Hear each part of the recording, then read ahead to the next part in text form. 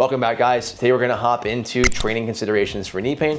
As always, I am not a clinician. This is not medical advice, but as a fitness coaching professional, whatever we're gonna call ourselves, one of the most common things that we're gonna get is clients with cranky knees, whether it's the former athlete, whether it's our clients who just claim that they're old. Achy knees are pretty common. So how can we look at what might be some of the causes that we can fix from a movement quality standpoint, but also how can we just train around it to keep somebody not from being sidelined? So as always, if you guys like the channel, please like the video, please subscribe, please share the channel with a friend if you're already subscribed. That means a lot to me and I really appreciate you guys. So without further ado, hop into some knee pain stuff. So the first thing I like to do is look above and below the knee joint. Knee, for the most part, we can reduce down to a simple hinge joint. I will talk about where there is some rotation there, but I have a lot of range of motion to my hip, right? My hip is a very mobile joint. If I lack range of motion upstream with the hip, perhaps I might have my knee left paying the tab for what my hip's doing to me. So I'm not saying we need to do a bunch of 90-90s and clamshells, etc., but just making sure we have the basic ability to move through relative hip flexion, hip internal rotation, hip extension, hip external rotation. Dumb down, what does that mean, guys? It means, can we just move through basic patterns? Can I split squat? Can I hinge? Can I squat with appropriate positioning at the hip? Can I do that below the knee as well? So one thing we can look at for cranky knees is,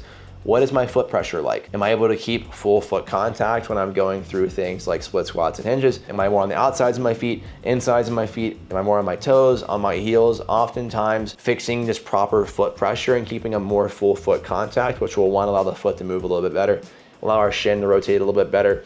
Also, just keep us more stable as we're moving through space. Pair that with something like a slower tempo. Guys, I can't tell you how often the biggest issue with people that come in to see me that have hurt knees, they just move fast as shit. Like, slow down. If you slow down, honestly, you could insert whatever caption you want to, how to fix your shoulder, how to fix your knee, how to fix your hip, whatever back. Slow down. More often than not, especially working with very intermediate to novice trainees, Gen Pop clients, it's like, dude, just slow down, then a lot of your problems will get fixed. So again, look above, look at the hip, make sure we have adequate hip mobility. Look below the knee, look at the foot, make sure we can get relative full foot contact as we move.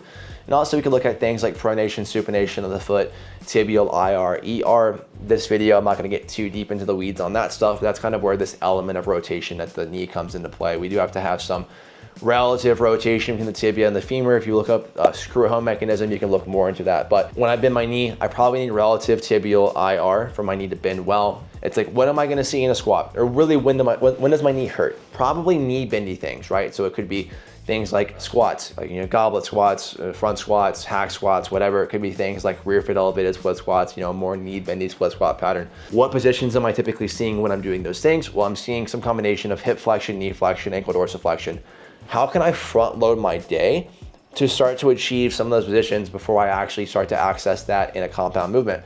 I can flip the script. Instead of doing compound exercises first, I can do an exercise like a seated calf raise as my A1. So if I look at a seated calf raise, what am I in? Hip flexion, knee flexion, ankle dorsiflexion. Same as a squat, right? If I get into a seated hamstring curl, well, I'm in hip flexion, knee flexion. I like to cue relative dorsiflexion on those as well. So I'm achieving those positions before I go in squat. The old school bodybuilders, I think John Meadows was really big on doing hamstring curls first on a leg day. Why is that?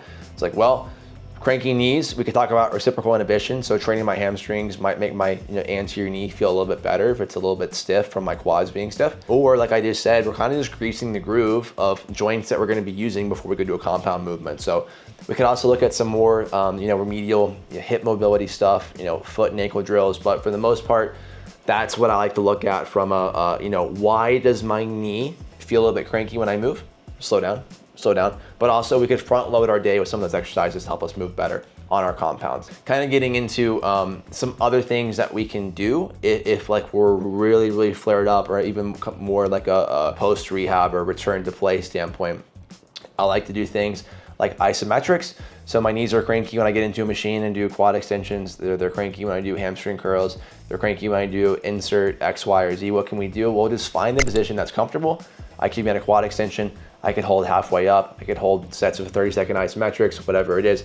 I could do wall sits, right? We're just finding ways to get stimulus to the muscle, to the tendons that are cranky without really pissing things off. If your knee or whatever hurts, the only way to make it even more worse is to make it hurt more. So really what we're trying to do is guide ourselves through a program or through training that's going to help us just stay in the game, right? Stay moving, and then also make sure that we're not, sidelining ourselves further by doing anything stupid. But also, if I'm looking at the general principle of, okay, my knees hurt when I do squatty things, what can I do more of? Well, do more hingey things, right? Front load the day with more hinge-based exercises. So maybe instead of doing a squat pattern first, I do a hinge, or we front load with the more isolated exercises, like we said earlier. And then I can look at things that are a bit more subjective, like a rear foot elevated split squat, like a stationary lunge, like a insert whatever split stance pattern. I can make those more hingey, right? So not from the standpoint of I'm trying to bias my glutes, but from the standpoint of I'm trying to bias my hips more so that my knees get used less. So I'm still getting some knee stimulus, I'm getting less knee stimulus.